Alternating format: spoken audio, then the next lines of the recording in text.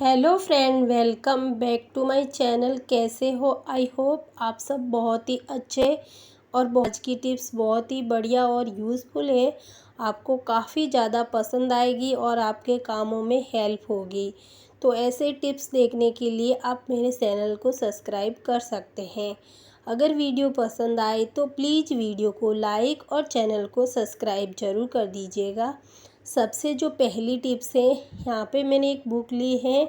जब भी अगर बच्चे पढ़ाई कर रहे हैं और वो क्या करते हैं, छोटे होते हैं, उस टाइम में वो इस तरीके से नखरे करते हैं कि वो बुक पढ़ते नहीं हैं और आगे से आगे एक दूसरे को पेज आगे से आगे खोलते जाते हैं और बिल्कुल भी वो पढ़ते नहीं हैं। तो हमें वो इस तरीके से उन्हें जो है ना पढ़ाना है, तो किस तरीके से हम बुक्स को रखें। इस तरीके की जो पेपर क्लिप्स आती है ना, उसको दोनों साइड में लगा दीजिए। अगर आपके पास इस तरीके की क्लिप्स नहीं है तो जो कपड़ा सुखाते हैं ना, उस क्लिप्स को ले सकते हैं और इस तरीके से लगा के उनको दे सकते हैं। तो वो जो पिन रहती है ना, वो कड़क रहती है, जो खुलती नहीं है और आसानी से वो पढ़ लेते हैं।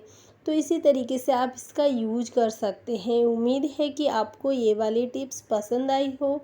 एक और टिप्स मैं यहाँ पे बताना चाहूँगी आप लोगों को कि यहाँ पे कई बार सभी को बुक्स पढ़ना पसंद होती है ना, तो जहाँ पे हम बुक छोड़ते हैं ना, पढ़ते पढ़ते वहाँ हमें पता नहीं होता है कि कहाँ पे हम पेज छोड़ा है।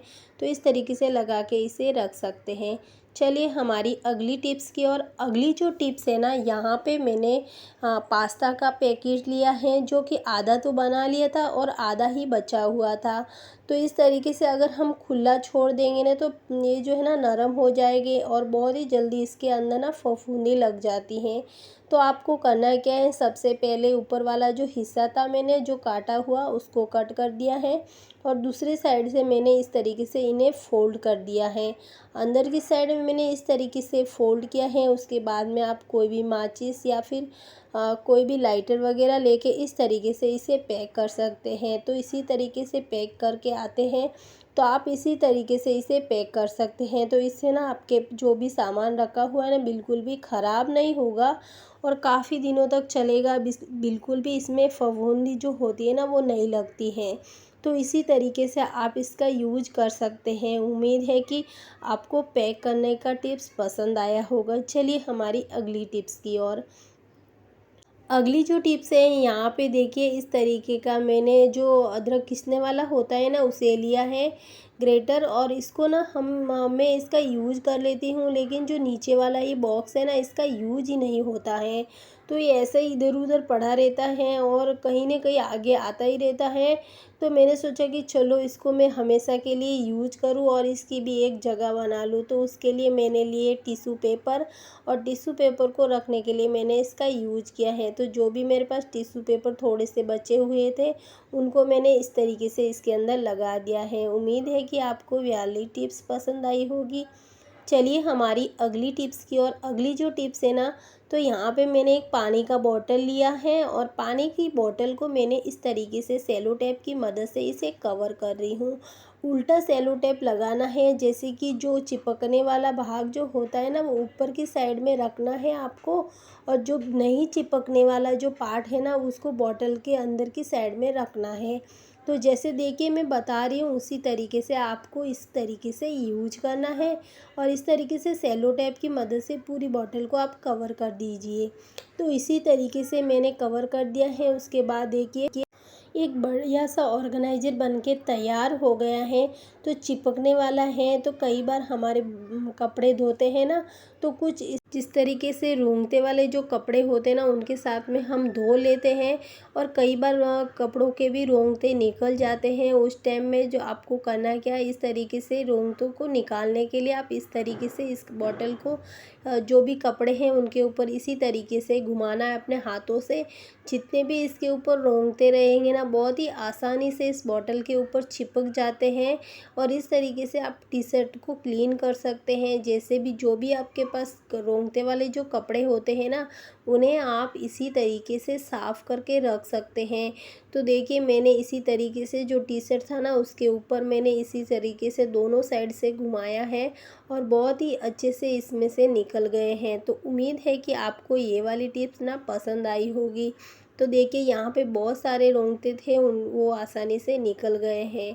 चलिए हमारी अगली टिप्स की ओर। अगली जो टिप्स है ना, यहाँ पे देखिए कुछ भेल लाया हुआ था, बच्चों ने खोल दिया है। देखिए अच्छे से कट नहीं किया हुआ है क्योंकि इसके ऊपर जिप लगी हुई थी, फिर भी उन्होंने ना काटा नहीं उसको और डायरेक्टली इसे कट कर दिया था। तो उस टाइम में मैं घर पे नहीं थी, इसकी वजह से बच्चों ने इस तरीके से कट करके तो छोड़ दिया।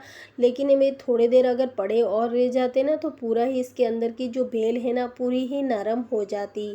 तो इसी तरीके से अगर आपके भी घर में इस तरीके से पैकेट्स खोल के रख देते हैं बच्चे, तो उनको आप इस तरीके से फ़ोल्ड कर दीजिए। और इस तरीके से फ़ोल्ड करने के बाद जो है, जो कि हमारे पास पेपर क्लिप्स होती है ना, उसका आप यूज कर सकते हैं इन्हें सेट करने के लिए। तो इसी तरीके से आप 2 या 3 लगा सकते हैं। तो मैंने यहाँ पे 2 क्लिप्स लगा दिए हैं और बिल्कुल भी इसके अंदर जो बेल है ना बिल्कुल नरम नहीं होगी।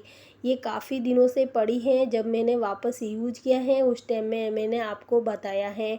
तो इसी तरीके से आप इसे रख सकते हैं। उम्मीद है कि आपको ये वाली टिप्स पसंद आई होगी।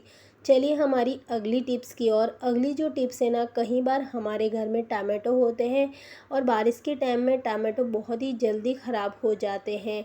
और टमाटो ख़राब यहाँ से जो मुंह होता है ना वहीं से ख़राब होते हैं। तो आपको करना क्या है, यहाँ पे कोई भी इस तरीके की सेलो टेप ले लीजिए और इनको ना इस तरीके से जो जितने टमाटो हैं उतने में इसे सेलो टेप को कट कर दूँगी, ताकि मुझे बार बार इसे कट करना नहीं पड़े। और इस तरीके से मेरे पास 3 टमाटो थे और तीनों के ऊपर ही मैंने इसी तरीके से कट कर दिया। और उसके बाद जो उसका मुंह था ना वहाँ पे मैंने इसी तरीके से इन्हें लगा दिया है।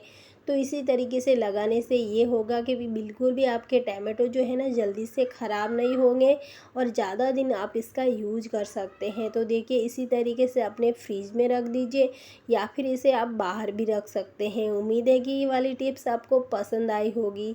चलिए हमारी अगली टिप्स की ओर। अगली जो टिप्स है, यहाँ पे देखिए जब भी हम पूरी वगैरह या फिर पकोड़े वगैरह बनाते हैं, भजिए वगैरह, तो होता क्या है ना, ये जो तेल होता है ना उसके अंदर बहुत सारे जो कण होते हैं ना वो रह जाते हैं। अगर मैं डायरेक्टली इसके अंदर जो है ना डाल के रख दूंगी तो तेल जो है ना बहुत ही जल्दी ख़राब होने लगता है और इसमें से स्मेल आने लग जाती है। तो आपको करना क्या है, आपको ले लेना है कॉटन और कॉटन को इस छलनी के अंदर रखना है इसी तरीके से जैसे आपको मैं वीडियो में दिखा रही हूँ उसी तरीके से। और आपको इस तरीके से लगाने के बाद जो है ना आपका तेल है ना जो पूरा इस तरीके से छन लीजिए। तो इससे ना बहुत ही अच्छे से छन जाता है और बिल्कुल भी आपको ज़्यादा कोई मेहनत करनी नहीं पड़ती है।